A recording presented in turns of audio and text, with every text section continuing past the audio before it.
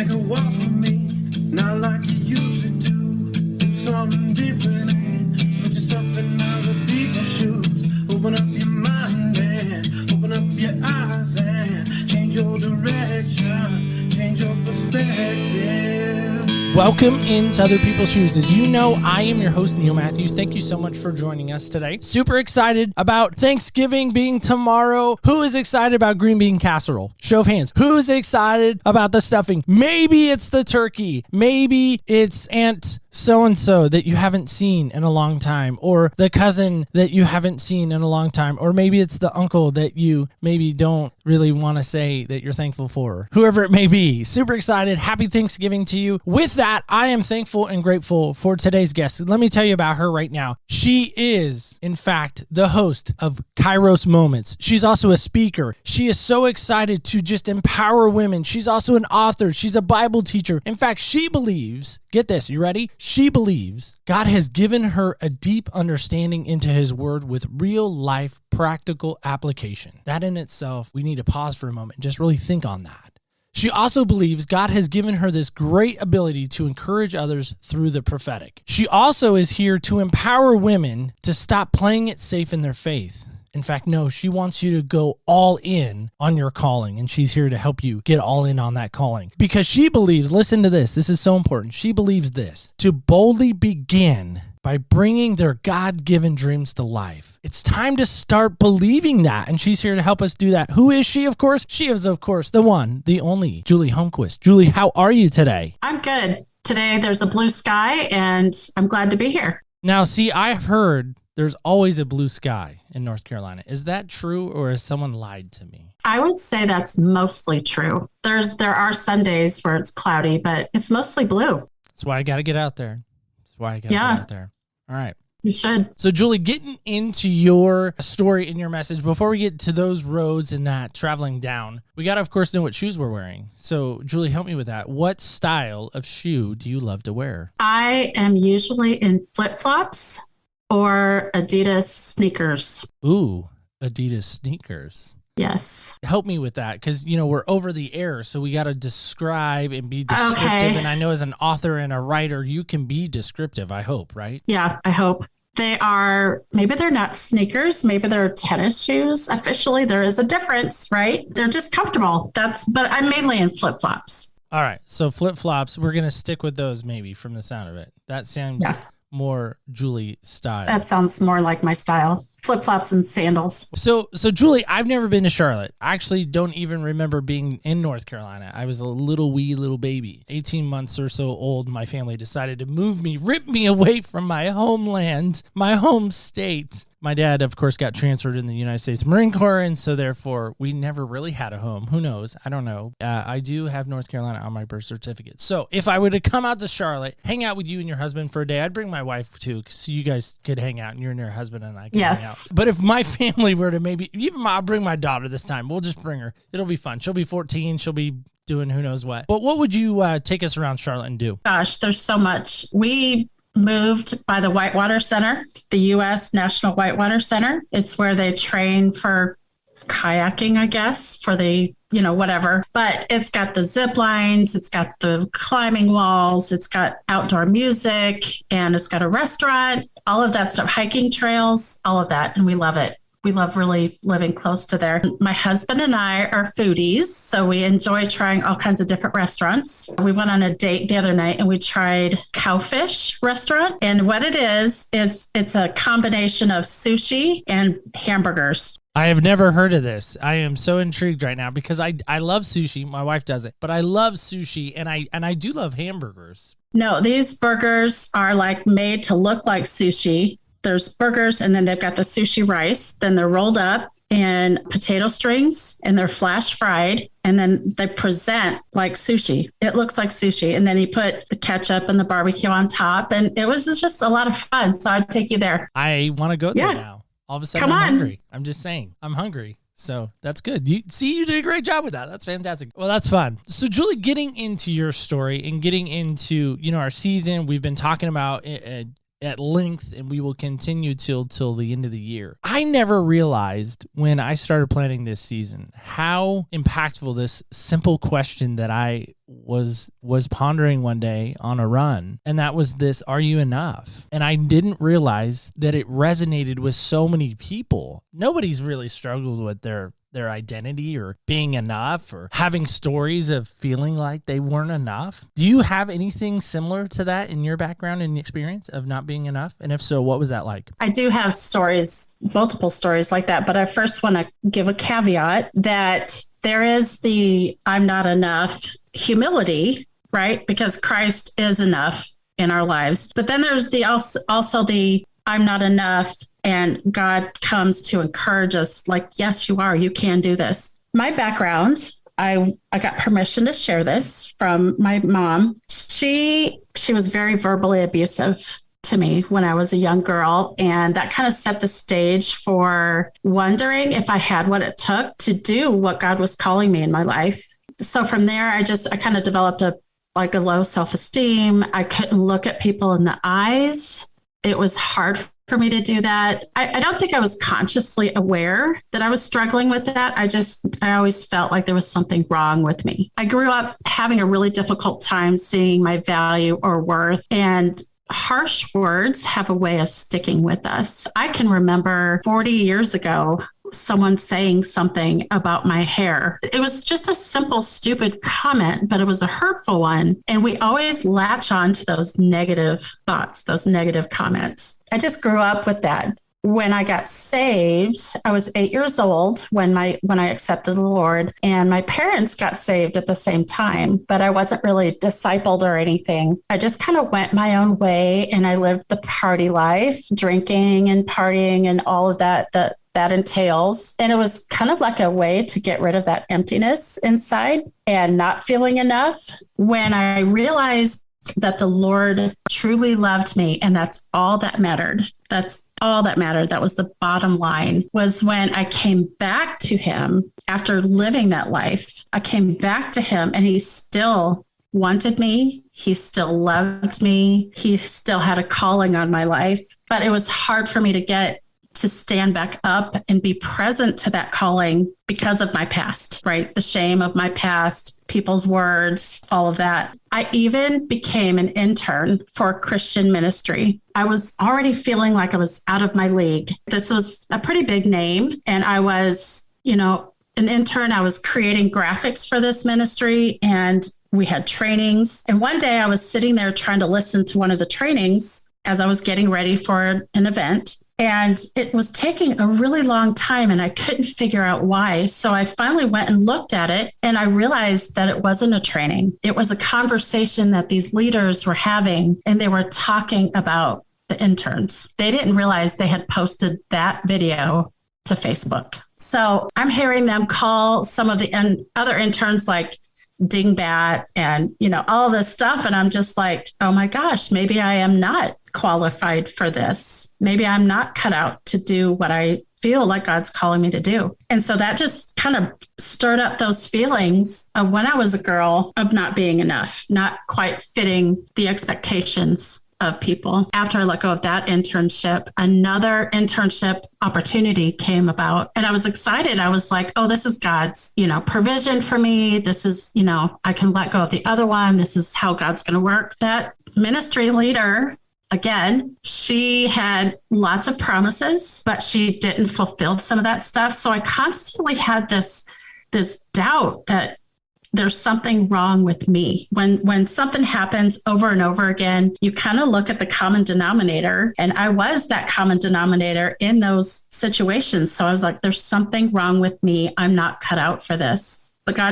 he didn't let me just sit there in that. He keeps telling me to get up again and get up again. And it's been hard because you fight that inner critic in your head. Like, I am not enough. I don't have what it takes. I need someone else to walk through this with me. And God has taken all these people, all these situations, and stripped them from my life because he wants me to rely on him and not the outside validation from other people. There's so many things that come to mind when I hear you retell that. First off, thank you for getting mom's permission, right? It's always good when that happens. Yeah. I probably need to do more of that when I talk about family members. When I hear you talk and when I hear you share that painful kind of experience and walking back through that, I don't know why, two phrases came to my mind, and you might remember these. So first one is, I'm rubber, you're glue. Whatever you say bounces off of me and sticks to you, right? We know that from childhood, perhaps. And then the other one, of course, is sticks and stones may break my bones, but words will never hurt me. When you hear those phrases back again, maybe it brings some nostalgia. Do you in your mind feel like those were lies in any way? No, I remember those phrases. I think the second one, words will never hurt me. I think that's a lie because words have such power in them. I've seen the opposite of when I speak life to someone and I see their entire countenance brighten, and they are like, they can live on that one encouragement for like weeks. But the first one, as a child, I don't think I had the capability to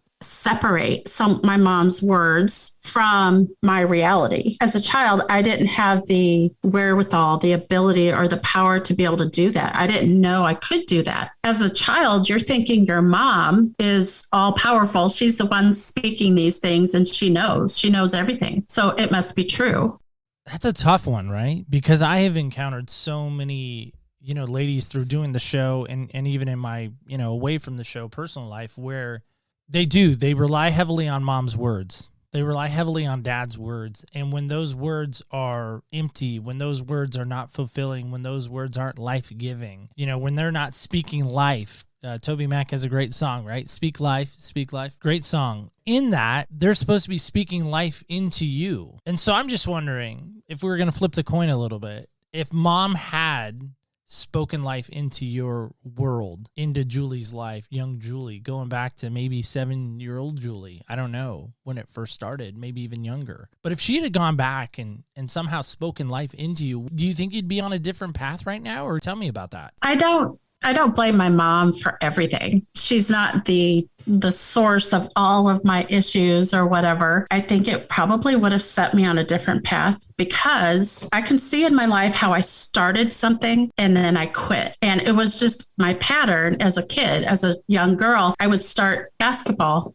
and then I would quit. I started basketball, softball, volleyball. I started piano, guitar, all these things that I should have been able to finish a season and feel good about it. There was something in me that didn't feel like it was enough. I didn't know how to push through that. So I think it would have set me on a different trajectory early on, for sure. Yeah, I just wonder about that. And again, I'm not saying you're blaming mom by any means, but I mean, if somehow she could go back and get a mulligan and a do-over, because my mom says quite often, listen, I did the best I knew how to do. I think your mom would maybe echo that. And I've realized too, through the years, that my mom did the very best that she knew how.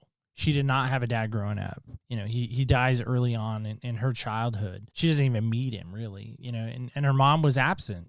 She was a widow in a lot of respects. And so, yeah, I mean, I think our parents would do it all over again. I know you're a parent too, right? I mean, there's probably moments when your kids are going to come back to you and go, listen, I did the best I knew how to do. And they're going to be like, Mom, you should have, whatever, you could have, whatever. I'm curious about what you think about this. This comes out of Proverbs 18:21, by the way. So a little Bible verse for you. So it says, the tongue has the power of life and death, and those who love it will eat its fruit. When you hear that, what comes to mind? The tongue in terms of my mouth, right? I will eat the fruit of my words. Like we were just saying that parents, and I know I'm expecting my boys to come back. Well, I don't know. Maybe boys don't do that. Come back to their moms and say, you did this or whatever. I have all boys. I have been intentional and purposeful to kind of flip the script on some of what I grew up with. My mom was a screamer. And so I started out being a screamer. I screamed at my kids all the time. And occasionally I still do.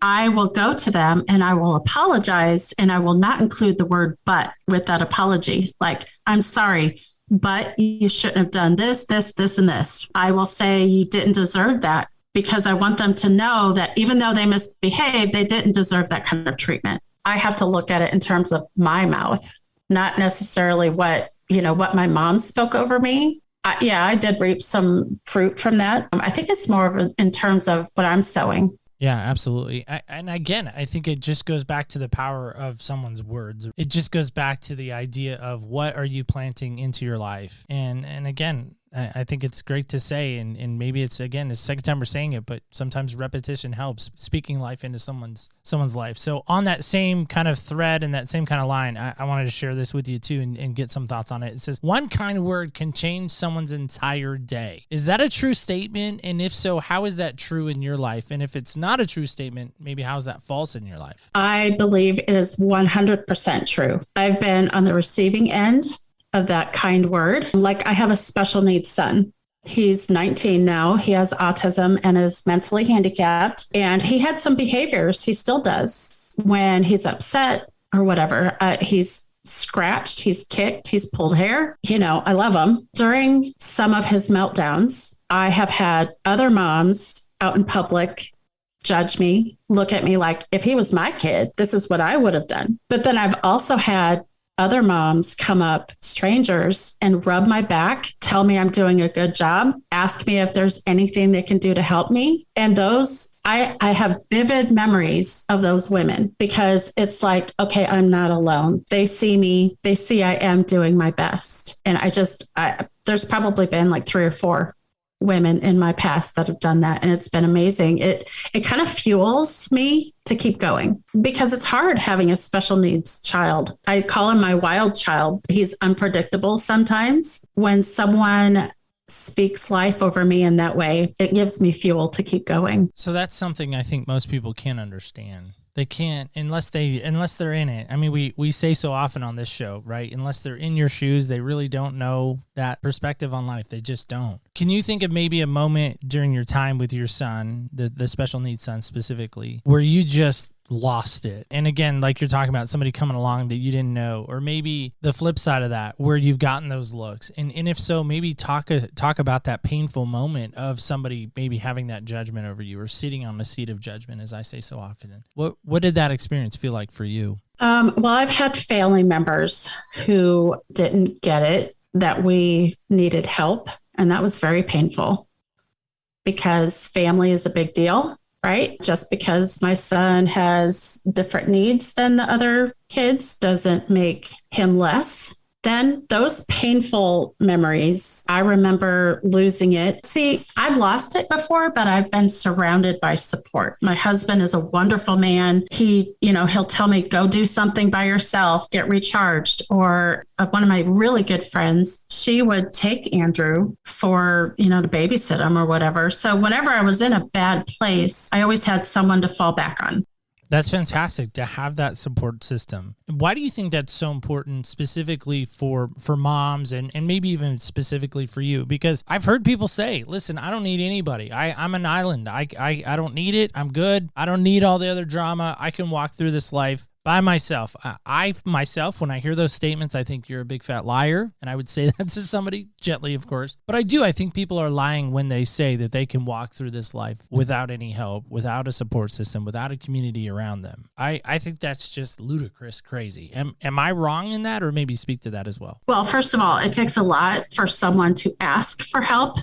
With having a special needs child, you don't even know what you need sometimes, because if someone came up to me and said, I would like to take your son for a couple hours, I'm like, back in the day, I'd be like, you don't know what you're getting into. Thank you, but you don't know what you're asking. And I also had a hesitation asking someone for help, because it would hurt to hear no. Just to avoid that pain, I would avoid asking for help. That was not a good place to be in, because then I start getting resentful of this gift that God gave me. And we were actually in a church when Andrew was like around 3 or so. And when he first started getting his diagnoses, they asked us not to come back because he was pulling kids' hair in the classroom. He was pulling their hair because he was nonverbal at the time, and he wanted to be a part of what was going on, but everyone was just moving so fast and talking so fast, but that's how he acted out. So we were asked not to come back, but we had a family friend step up and say, no, he needs to be here. And so I'm going to shadow him while he's here. I'll come every week and I'll be in this classroom with him. So see, we were in a hurtful place. Someone stepped in, and same with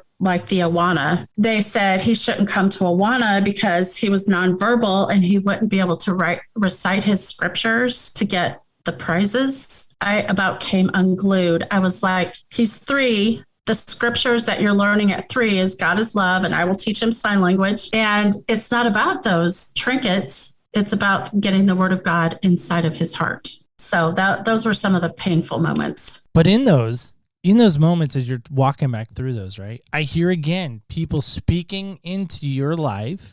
Going back to that verse, I don't think in those moments they're speaking life, by the way. I think they're speaking death almost over your son, a judgment, a death, a sentence saying like, listen, too much for us, too much. No, we can't, no, not going to happen here. # you need to go. Well, and I was thinking, okay, the church is rejecting us. Where else can we go? Where else are we going to find community and support? Again, I go back to that because the people that I know who have said to me through the years or who I've interacted with who have said, yeah, I don't need anybody. I'm good. I'm fine. I'm all right. But again, if that gentleman doesn't step forward and say, listen, no, I'm going to shadow Andrew. I'm going to be right there with him. I mean, where do you think life would have taken you guys?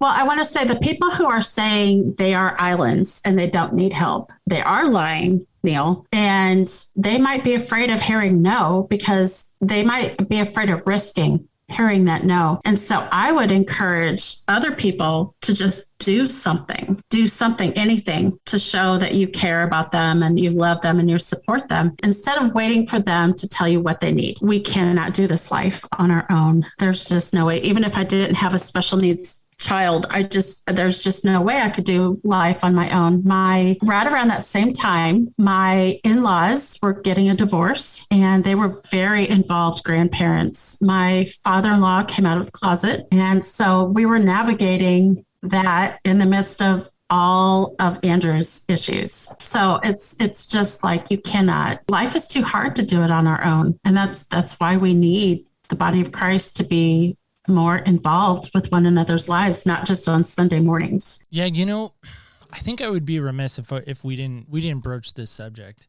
Tomorrow being Thanksgiving, tomorrow is typically the day in the United States. I have to say that now because so many people are listening internationally. So tomorrow is Thanksgiving here in the United States. And so for me, Thanksgiving is always stressful. It's not stressful because, my wife's cooking all day and I'm doing nothing and watching football. That's not why Thanksgiving for me has typically been stressful. When I was a kid, Thanksgiving was hard because our family would come together at the proverbial, table. It was fun, but it wasn't. It was stressful. It was tense. Conversations were awkward and weird because we'd been so mean to each other prior to Thanksgiving. And then somehow we come to this magical table. I say magical because supposedly everything was set aside and everybody was good. And then we'd have to go around and share what we were grateful for. And I'm like, are you kidding me? Like all of a sudden now we're going to be grateful. Like all of a sudden now we're going to speak life into someone's heart and life. And it was such a struggle to come up with what I was grateful for as a kid. But I'm imagining, like, if you could get some of the people in your life, at this table, maybe it's a big table, like Audio Adrenaline used to talk about back in the day, right? Big table. Yeah, that's a good song, right? Big house, big table. Lots of food, cranberries, whatever it may be. But if you could get those naysayers around your table this Thanksgiving, and the people who maybe have had some judgment over you and the way you've parented Andrew, and maybe even your husband, the way he's parented Andrew, we'll not leave him out of that because he is an amazing guy, as you said. But what would you say to those people in that moment? If you could speak life into them in that moment? I guess I would just share that the foundation is we're family. And whenever I've had issues with any family member, that my sister right below me, we used to have issues. We always said getting to the other side, going through that awkwardness and going on to the other side is worth it. No matter how awkward, no matter how tense, as long as we got to the other side, and we did, we were able to do that. We were able to get to the other side and appreciate one another even more than we had before the issues. So I would just say I would tell them the foundation is family. I love you. I'm here for you. And you are worth getting to the other side. Yeah, I think that's such a powerful statement. But I'm going to push on that a little bit, Julie, because we're friends, I feel like, right? Friends can kind of push a little bit, right? Friendly push, not a mean push, not a push you down on the playground push, but maybe maybe like a gentle shove. But I hear that, and I'm going to be, like I said, a little push here. Here's my question. When I hear you talking about your growing up, and I hear you talking about your mom, and again, we're not bashing mom. That's not my intention here. So in case mom hears this, mom, we don't know each other, but I'm not bashing. Or even ladies in the church when you're the intern, and they were talking about how bad the interns were. I was an intern, so I kind of take offense to that too, by the way. In that, I'm wondering, has Julie ever really, truly struggled with being enough, feeling like she's had enough encouragement, that she's had enough people pouring into her life? Because I still feel like that is still a struggle for you on some levels. There's still that proverbial shadow behind you that won't let it go. Why is that? Okay, Neil, I received the little push that you just did. Yes, digging deeper. I understand your question now. What would I tell those people at my Thanksgiving table? I would tell them that I was doing my very best at that moment in my life. There were other circumstances going on. I deserve better than what they gave me. And that shadow that you're talking about, I have had that forever, and I still have that. To this day, I'm writing 3 books right now. It's a series. The first one was on our identity in Christ, because in my ministry, in my calling, I had a bunch of starts and stops, just like I did when I was a little girl, like I was sharing.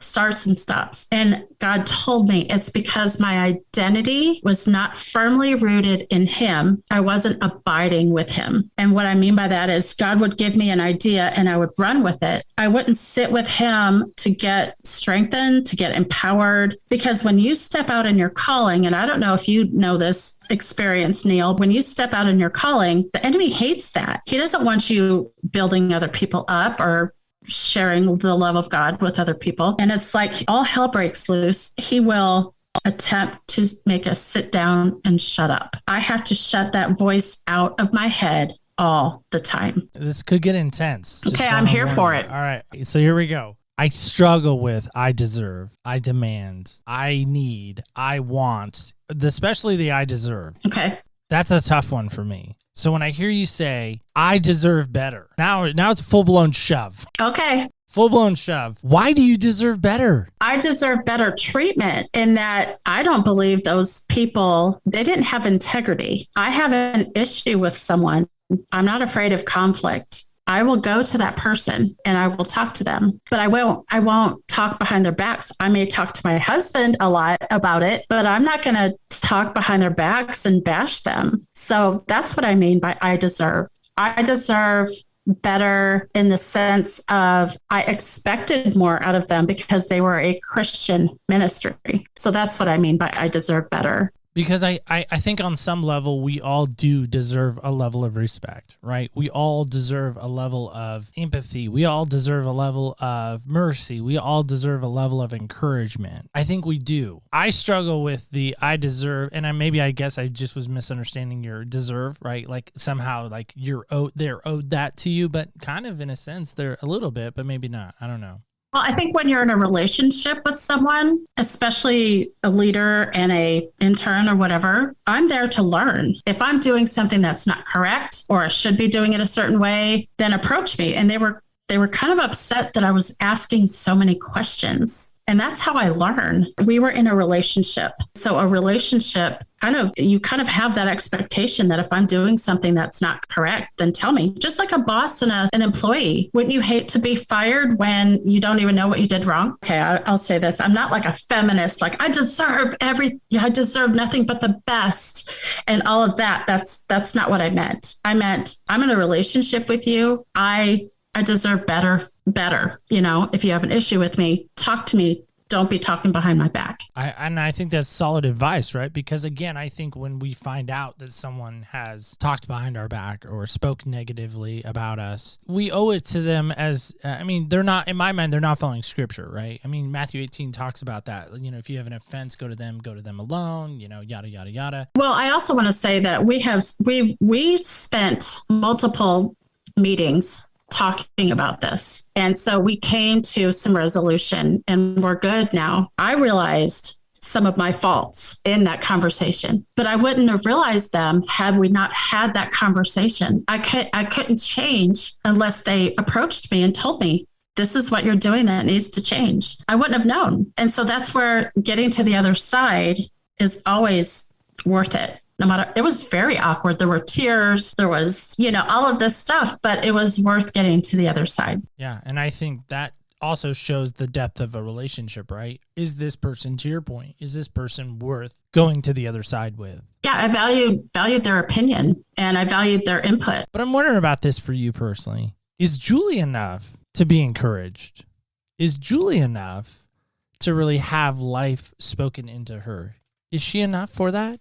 Jesus makes me enough. I'm not worthy on my own, but he makes me worthy. There's a difference between false humility, which is in essence pride, like groveling and I'm just nobody and I have nothing to offer and I'm, just whatever, all that. And then there's the real humility that recognizes and honors what God's done in our lives. And I refuse to be the first, the latter. I'm not going to grovel. I'm not going to apologize for who I am and, all of that. I will learn and grow like the rest of us. God has already said I'm enough because of him. But do you truly believe that? I would say God's done a work in my heart. And yes, now there are situations that kind of shake me and I kind of have to go through that process. Like I said, those workbooks I'm creating, it's not just a one and done. It's for the woman, the creative, the woman who feels called to something and she struggles with this,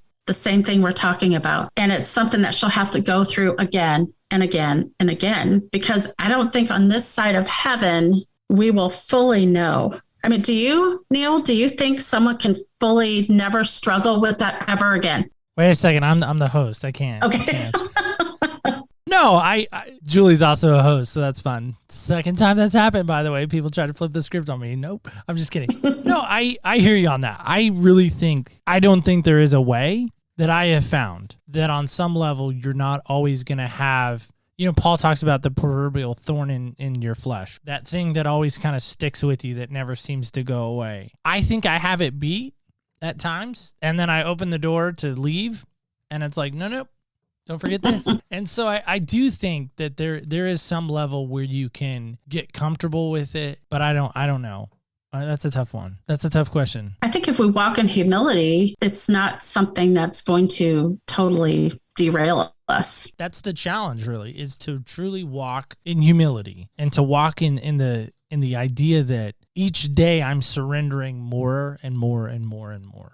I'm unloading the proverbial backpack. Like, okay, here's this. Okay, I forgot to give you this yesterday, but here's this. Or I gave it to you and I'm taking it back. Yeah, I try not to take it back. No backsies. Going back to, younger years. But Julie, that's awesome. So I know you're not a big sports fan. No. You told me that at the onset in the green room. You and your husband are not sports fans. You brought up the Nebraska Cornhuskers, which is kind of embarrassing for me because I'm like, Nobody likes them.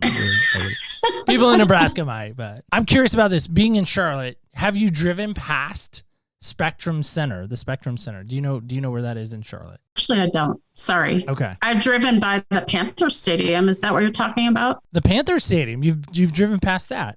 Yeah, it's beautiful. I would love to go in there and watch a Panthers game, actually. I'm not a big football person, but I think it would be so fun. Wow. Okay. The Panthers Stadium. Is that Bank of America Stadium by chance?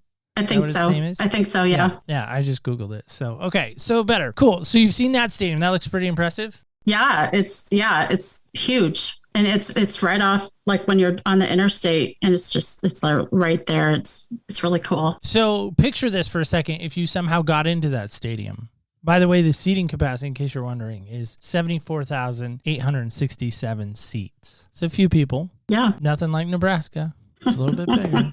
In football, they have this thing called the 50-yard line. Are you familiar with that, at least? Help me with that. Okay, tell me more. Wow. Okay, so the 50-yard line is the center of the field. Oh, yeah. Okay. Okay.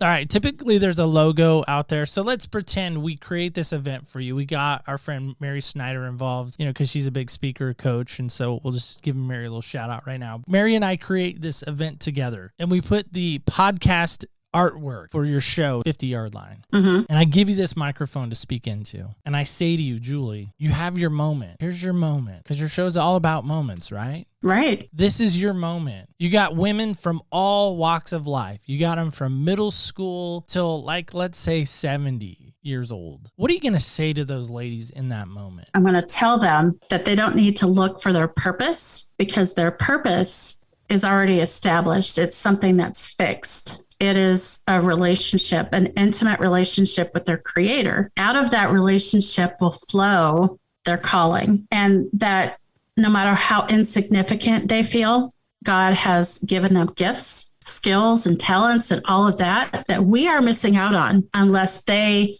start putting some action behind those things. And I would just encourage them that God has a call on their life, and they have something to offer that's worthwhile, whether they see it or not. Yeah, see, I think the challenge with that, and first off, that's amazing that people need that reminder. Not only ladies, but I think men do as well. I'm raising my hand to that. I would say I need that as well. But in that, think about it from your own self personally. How many times does your cell phone actually ring in a day? Have you ever stopped and counted how many times it rings? No, I haven't. Okay. Does it ring a lot? I wouldn't say a lot, no. Yeah, because it seems like nowadays the only time my phone rings is that my car warranty is about to expire. Right. Or my Apple ID has been somehow compromised. My Social Security, there's a warrant out for my arrest because my Social Security has been compromised as well. Yeah. These are all the calls I typically get. Yeah. And Apple's really good. So I'm going to get a little shout out to Apple. I use their products. I'm not endorsed by them, but hey, if they want to send me cool stuff like a new iPhone, I'm fine with that. In that, I bring this up because I think so many times when I look down,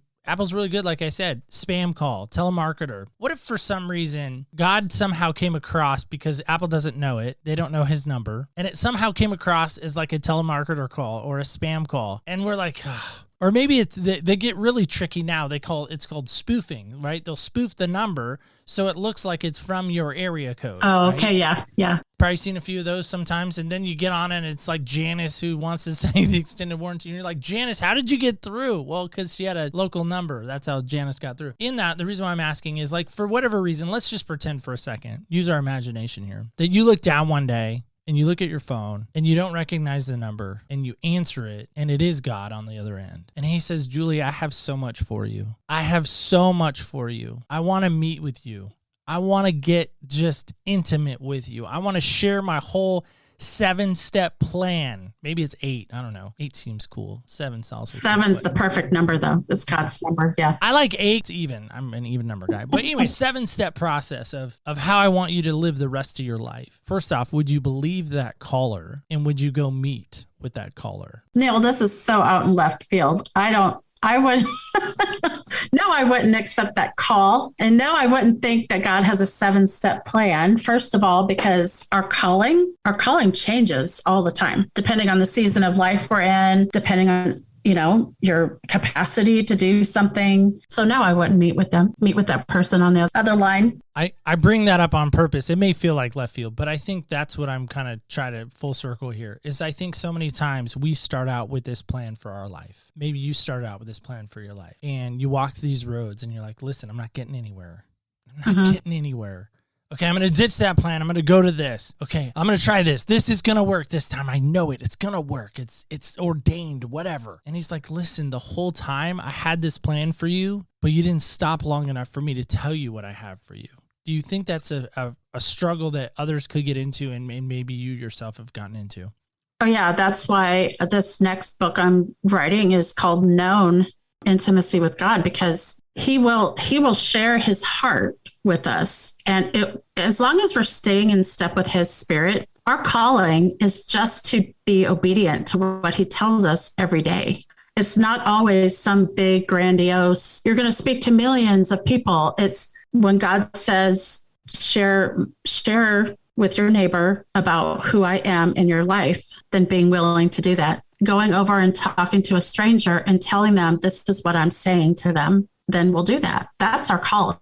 We do start off with our own ideas, but God it's never a straight line. its twists and turns. Some of the things that I shared earlier have helped shape who I am and how I minister to people, because I can see when someone's struggling with the same thing, someone who has a call of God on their life and they're backing out because of fear, or it gets hard, they start questioning their ability to hear God, or if God even called them to that. And so my heart is to encourage them that even though it's hard, even though you have this inner critic, you got to push through because it's on the other side. There's power in that for sure. So Julie, how can people reach out to you if they're hearing you right now and things are just, they're swirling like a tornado? They have those in Nebraska. Oh my gosh, yes, they do. Okay. All right. Just checking. I thought they did. I was always outside looking for them too. I wasn't in my basement. Yeah.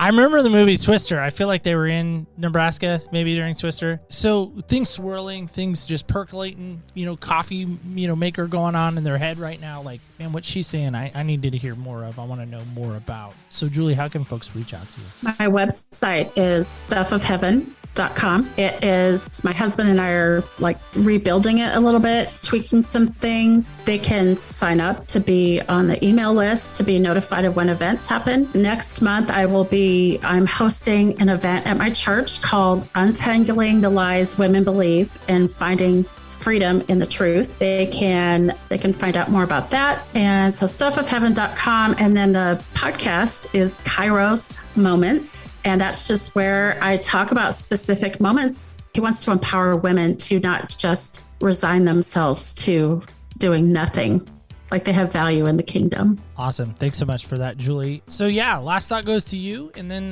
we'll just have a final thing. So what would you say in this moment? Well, I just want to say thank you, Neil, for pushing. You are a good podcast host. You don't take everything as face value. That's really good. I just want to thank you for being here. Well, I want to thank you for being here. So I'm going to leave everyone with just a simple thought myself as we wrap up today. First off, I think Julie has an amazing message. She's an amazing mom. She's an amazing human being. But I think she has something that we all have struggled with on some level, and that is the word encouragement. I don't know about anybody else. I love to encourage people. Absolutely love it. Like, get up every day, like, who can I encourage today? But I'm wondering about you. Are you the same way as me, or are we wearing a different pair of shoes? Are you not the encourager? Because I want to challenge you with just a quote, and that's this, is you can change the course of your life with your words. Let me read that back to you again. You can change the course of your life with your words. So how are your words today? I know we hear all this self-talk and self-encouragement and stuff like that, but seriously, are you going out and doing it to someone else? Are you encouraging them? Because if you're not, can I just ask a silly question? Why not? Why not? Think about that this week as we wrap up. And if you are encouraging people, let me know how you're doing it, because I love to hear creative ways of how people are getting encouraged or how they are encouraging others around them. If you can, let me know. opspodcast.com. Great way to do that. You can, of course, leave a message there, either a voicemail message, or you can even write something out. We love that too. Or you can let us know on social media. We, of course, would love to hear that. Of course, at OPS Podcast Show under our social medias. And just remember this as we wrap up again. Remember, do not ever forget this. Remember, when you walk in other people's shoes, you really do get a different perspective on life. Thank you so much for listening. Happy Thanksgiving, and stay tuned till next week. We're going to hit Christmas. Here we come. Stay tuned till next week when we walk in other people's shoes.